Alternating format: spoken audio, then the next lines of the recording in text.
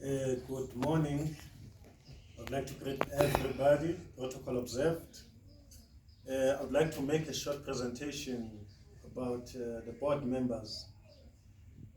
First of all, my name is Pastor Monde Lawrence Blessing Wiseman MP. I'm currently an executive director for Men Against Crime, that is MEC. First of all, I would like us to start with the foundation. It is very important then to understand that every organization has an origin. It could be have been founded by one person or many people. But it is very important that we understand that before it is registered as a non-profit organization, we need to have board members. In other words, we're starting afresh. Even though it was initially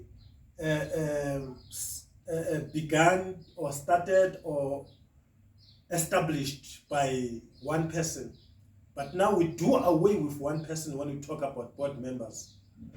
So we are talking about a teamwork now. It is very important to understand that it is no longer an individual thing. Even if one person started it, it's a team building. It belongs to a group of people. That means the person who has started is doing something, an initiative for the community.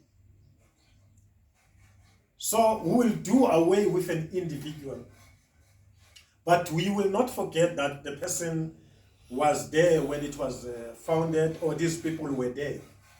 So the board members are supposed to be knowing that, first of all, who are the founders of the organization. We don't take away history, no. We include it.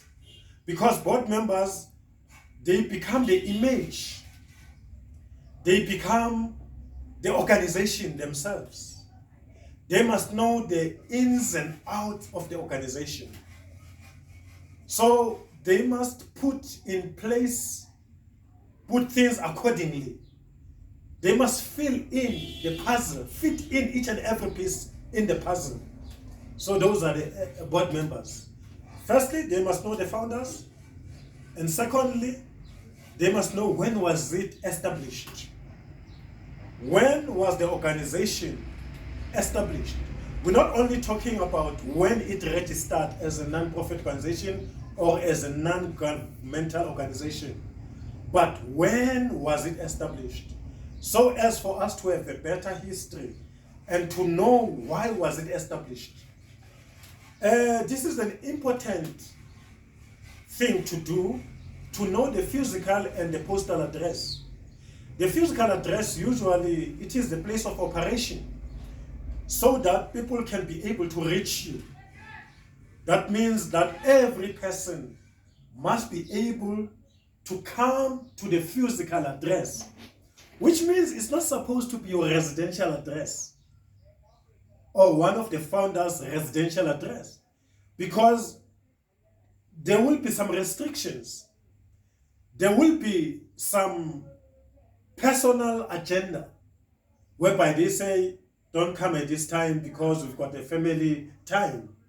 So it is very important when you have a physical address, you'll be knowing that we've got opening times and closing times. Though you can operate after working hours, maybe through telephones or emails, but it is very important to have a physical address.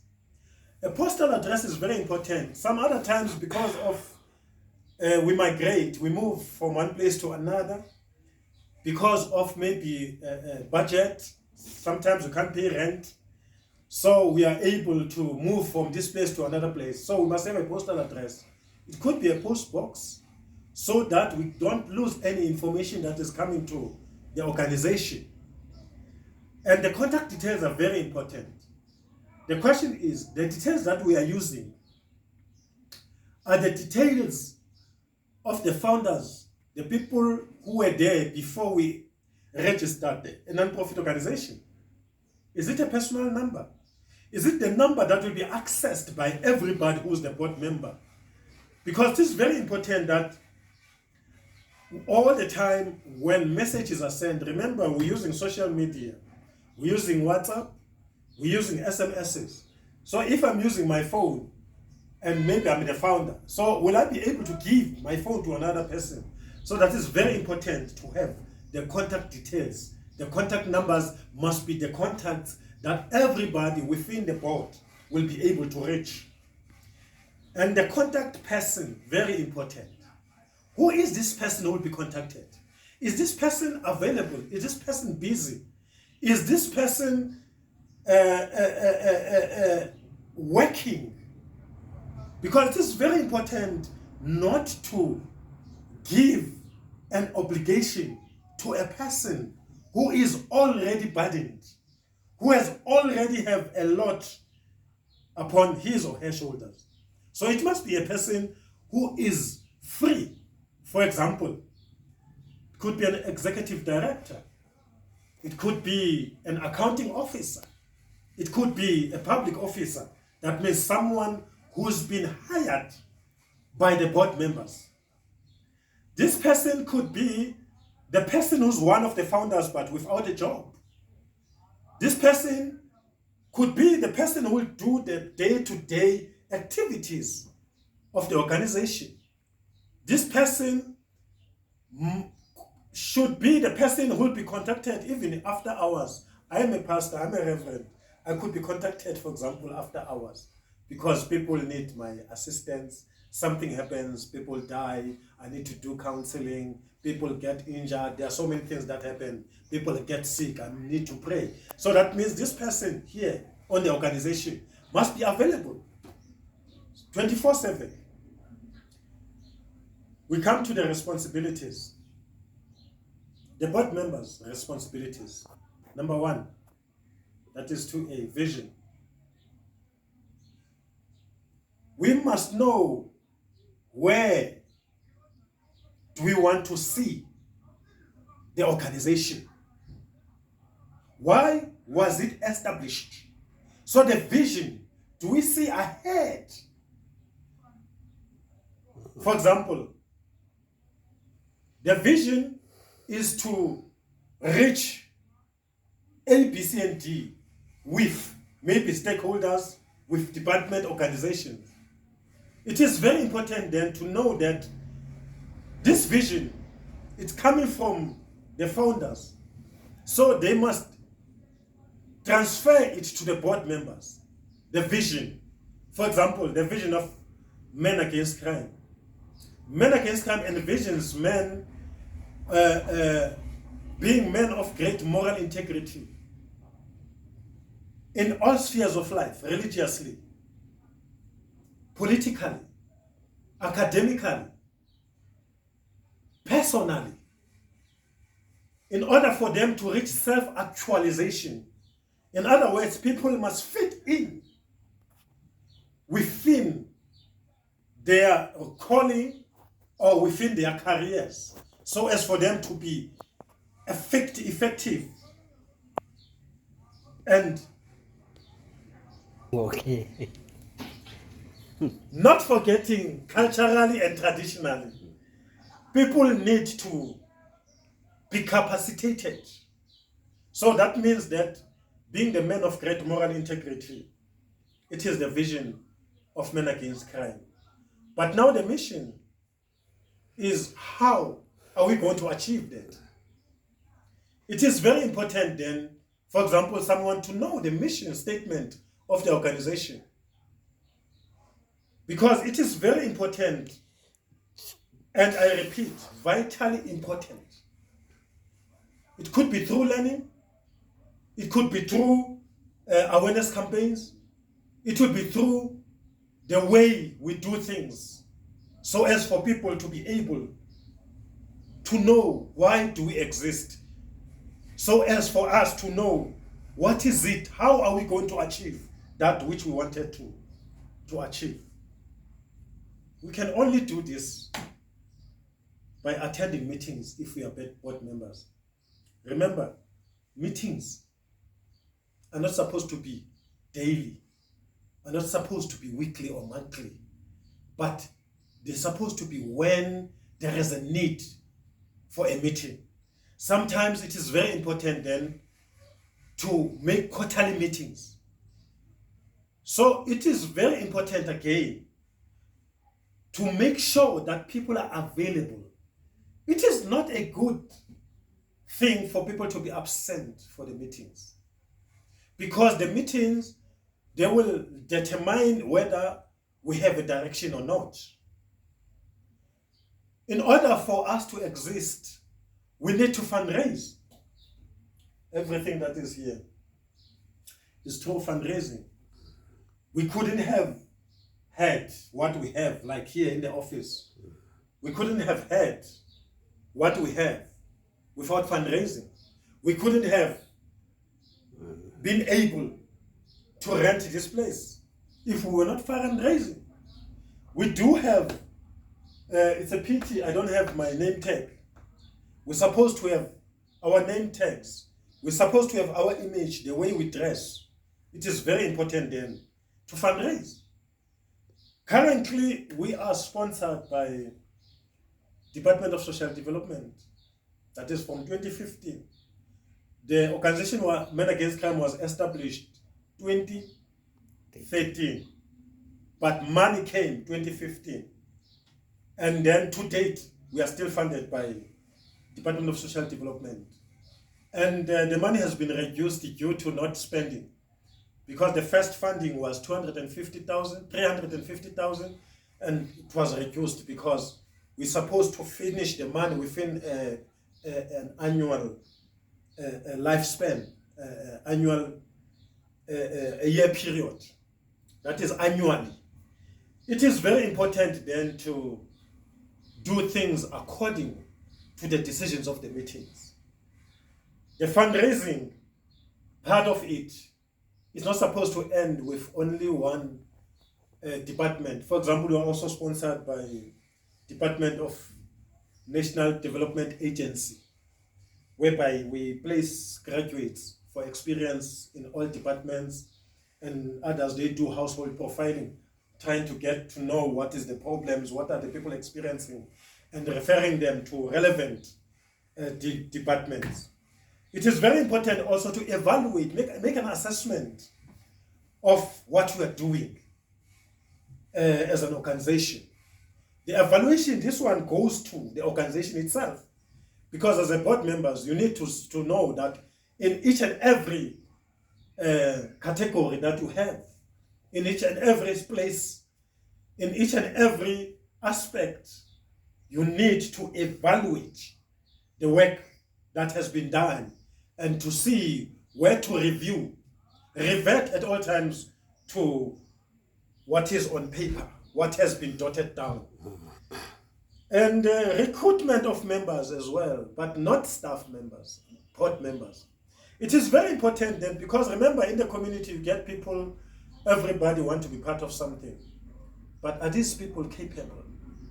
Do they have the abilities? Do they have the potential to do it? For example, if I was in charge or maybe given an opportunity to express myself, as far as the board members are concerned or the SGP members are concerned, SGPM members should be somebody who is educated, first of all, because they are dealing with education. It is very important not only to be a person who's got a child at school, but will the people play a vital role in the meetings of the school governing body. If it is in hospital, as I'm also a member, a board member in the hospital, it is very important that most of the time put some nurses who have retired, put people who've got some education, so as for the people to be relevant to the institution. So when you recruit members not just for the sake of recruiting members. It is very important, because these will be the members of the board. The people are supposed to learn about the vision. They're supposed to know the mission statement. It is very important then also to have an effective communication. I've done business communication in the University of South Africa. It is very important that to understand communication is two-way. There is a person who's sending the message and there's a person who's receiving the message. Could sound as if it's something that is very simple.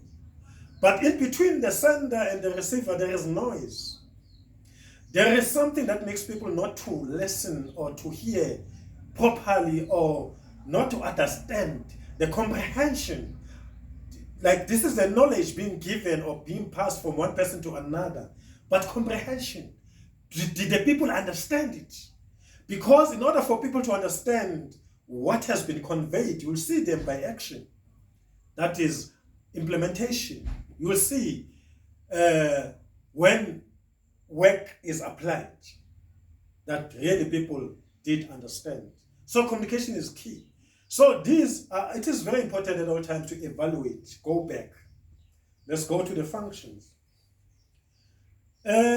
We cannot do anything as board members without determining policies. We're supposed to have policies. Fundraising policy. It is very important. There must be policy. Even we have some committees who will be doing the fundraising. It is very important to know what is the policy saying as far as fundraising is concerned. As far as policies, as far as the recruitment is concerned. It is very important to have different policies according to finances. It is very important to know even also about the assets. Have policies on each and everything. Don't do anything without a policy. So that when you do things, you are being guided by a manual. Remember, without a manual, we are lost. For example, this is a laptop. We need a manual to operate. With phones, we need a manual. So that we can know all the functions. We can be able, with the policies, we'll be able to know the mindset of the founder. Remember, like now, the board members, they are equally, I'd like to say, they are at the center of the organization. They are equally, I don't know which word can I use. They have the same mindset with the founders. So it is very important then, these policies must bring fruitful results as far as the mission and the vision is concerned. And the very important thing, we need to review goals. It is very important. When I was doing my BCom Honors Industrial Psychology, we had some research to do. We had to go to companies. These companies have been existing. These companies, the companies who've been making money, a lot of profit. Remember, the main objective of a businessman is to make profit. That is profit maximization. But they were not making profit. So we went there to find out why. What is the problem? Is it with the institution itself? Is it with the CEO or the executive director? Or is it with the staff, the teamwork? And we found out that the problem there was that though I won't mention the names of the organization, there were staff members who had a lot of experience but didn't have certificates. But they could do the work. And there were new recruits, these young giants from the varsity colleges, etc. They were certificated but without experience. So it's certificate versus experience. So these ones with experience, they said, no. If we transfer, we give them experience, they will have two things, certificates and experience, and then we'll be jobless. So the employer will get rid of us. So that was the problem. So we went there to find out what could be the intervention so that everybody could know that according to Maslow hierarchy of needs, that their jobs are secured. That is the level 2. That is physiological need. The second one is safety and security. It is very important then to understand that we need to review goals in an organization. Make sure that you've got SMART goals. S stands for these goals specific. Very important. Specification. They must be specific. Go to the point. be direct. Are these goals measurable? Because you cannot do something forever. You must do something knowing that this thing, it will be done within a specific time. You review them. Are these goals achievable? Just imagine planning to have a plane landing next to our office. It's a goal that is not achievable. It is very important then to be realistic. Even if you are a prayerful person, there are things that you can't pray against or pray for. They are there. Are these goals realistic? They must be realistic. It is very important. They must be real. Sit down as board members, saying that is this very important.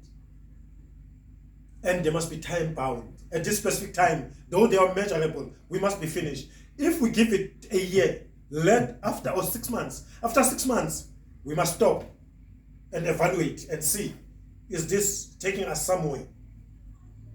It is very important then, this is very important, the Constitution. Know your Constitution. Remember, for example, an organization must have its own Constitution. A Constitution will determine from point A to point Z.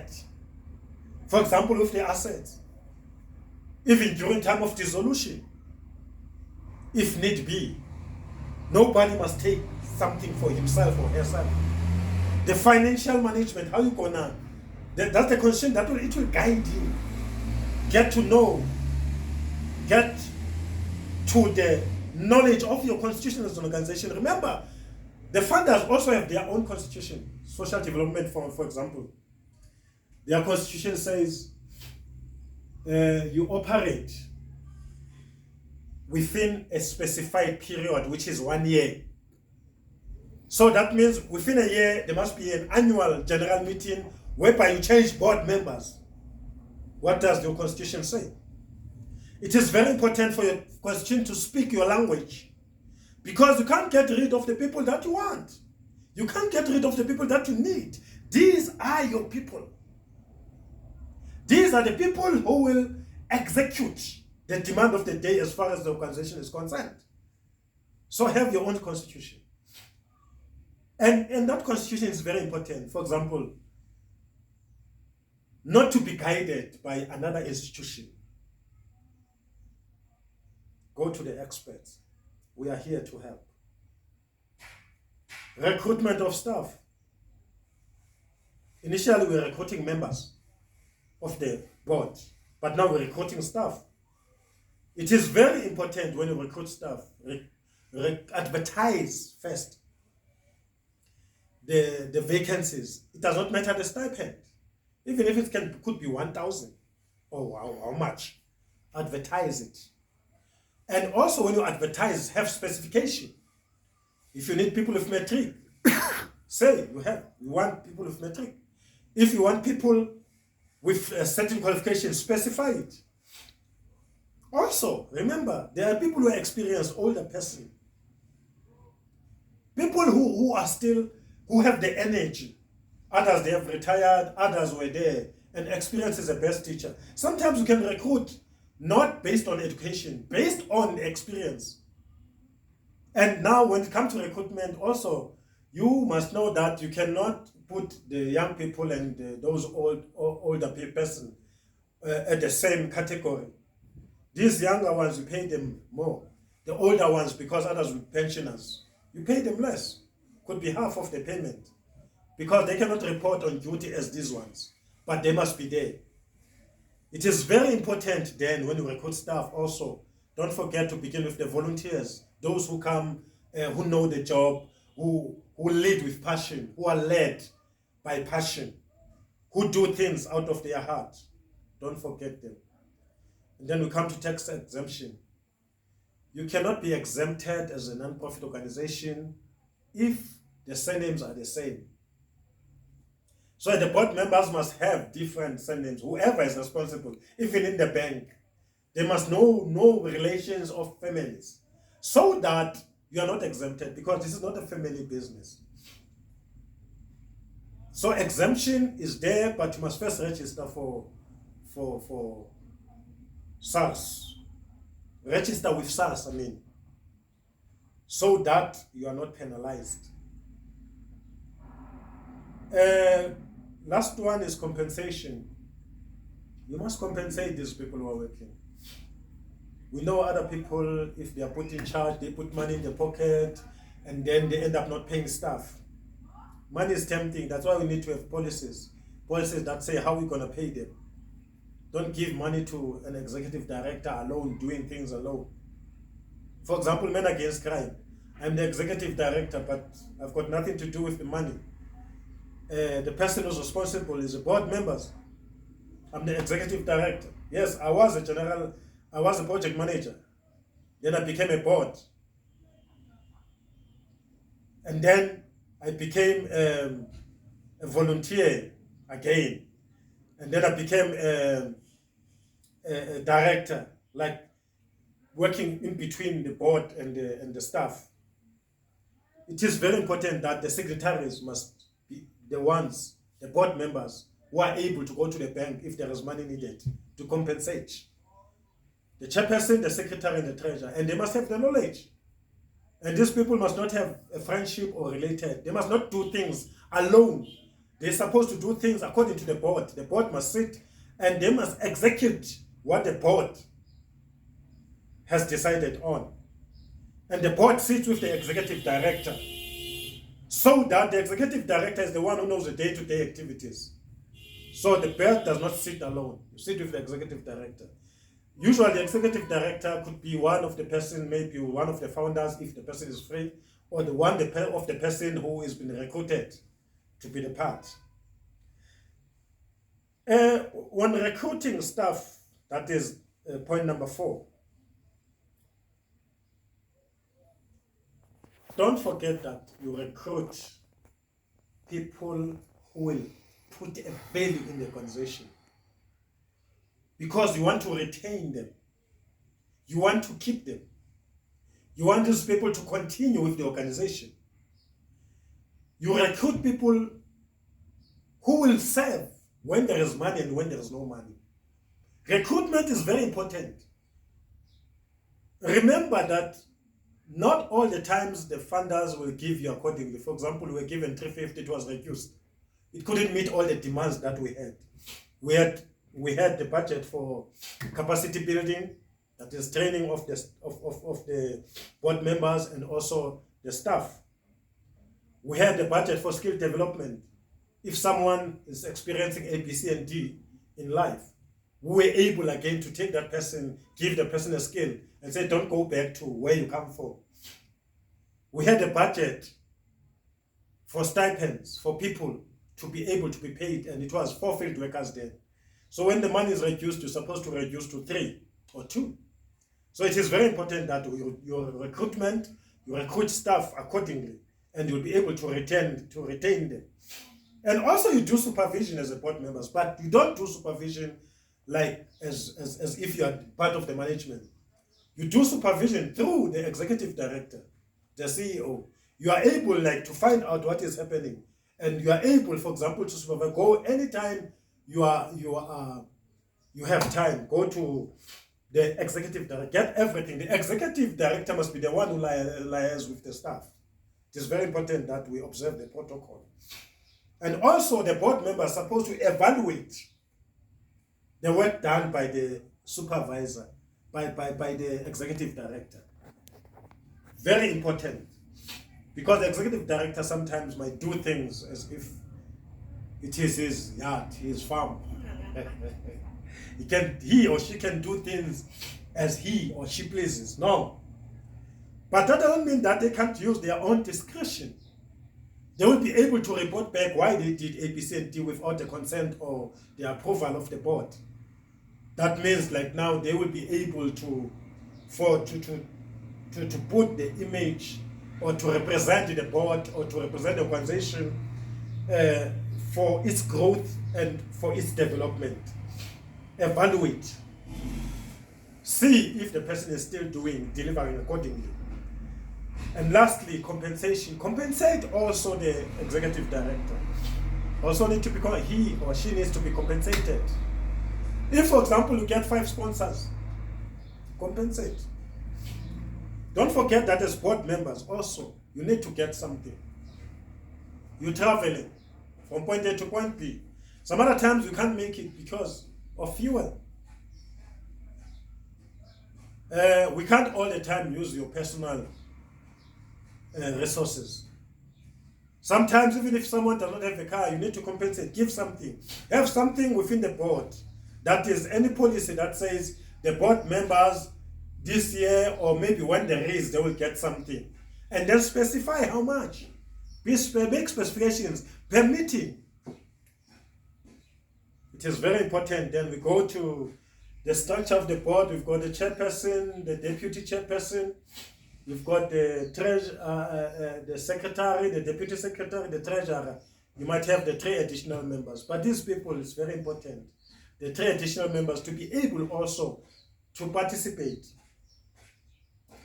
If you've got many founders there, you can also put them as additional members in the board. If, for example, they are working. So they could be, the one who's not working could be the executive director. Those who are not working could be the members of the board. Because the additional members could also they could chair the meeting during the absence of the chair and the deputy chairperson.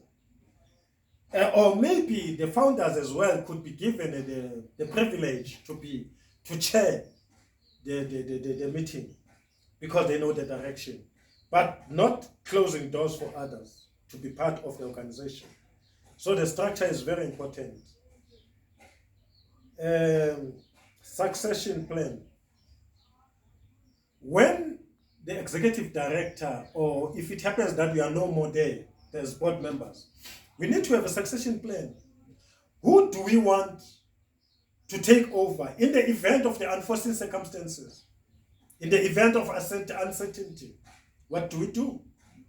It is very important then to understand that we must need to have a succession plan. It must be written down, even if it does not have names, but it must have some specification. The dissolution. We don't have to dissolve. But if it comes to that push, this must reflect also in the constitution. It is very important that we know, like for as a non-profit organization, I can't take this laptop to my house, I can't take this chair to my house, these printers, everything that I have, I can't take the chairs, everything. The fridge, we've got beds that side, we've got everything here.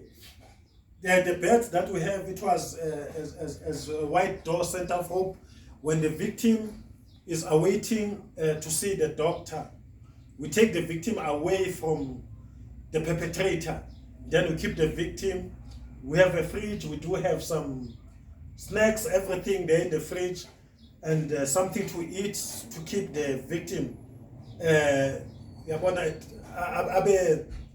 out of stress.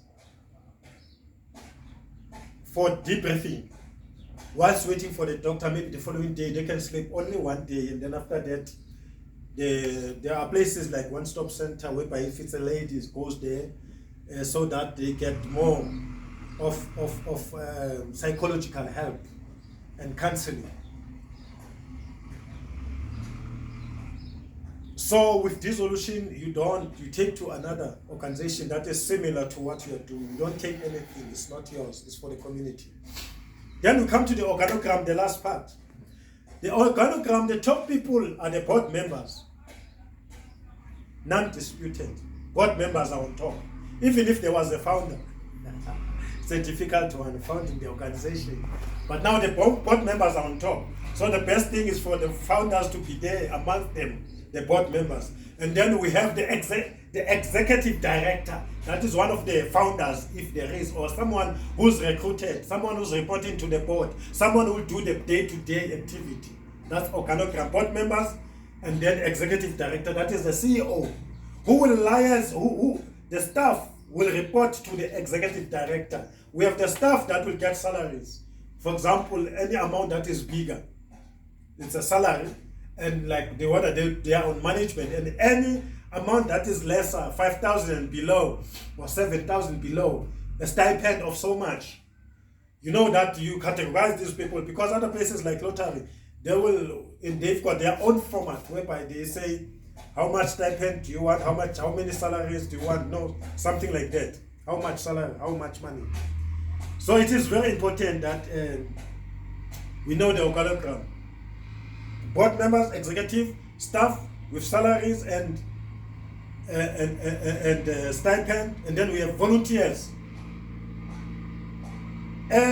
We do have also, after volunteers, before we go to stakeholders, we need to understand that there is here within the board, we must manage the risk. The board members manage the risk. Financial risk management, you have to see how you need to manage your finances. It is very important also for yourselves to know that you can dent the reputation of the company. You yourself, the reputation, you represent the company. Wherever you are, you represent the organization. Wherever you are, make it a point. Know that you are an asset, self. So the reputation, we are dependent on you. The reason I say this is because of you go back to the stakeholders for advocacy and representation of the company. The stakeholders, at least you're going to sell the interest of the company, of the organization to the stakeholders. And then they need to know who is this credible. Is this something that we can work with? Is this something that we can take along? And lastly, below is the community. They've got needs. Whatever you do it to meet the demand of the day as far as the community is concerned. So, Kwinto Yonke, I'd like to say I'm Pastor Monde Patrick Lawrence Blessing Wiseman MP. Hopefully, I'll be there to make a presentation whereby we will have an interaction, whereby we ask questions and I also ask questions, and I become part of this initiative.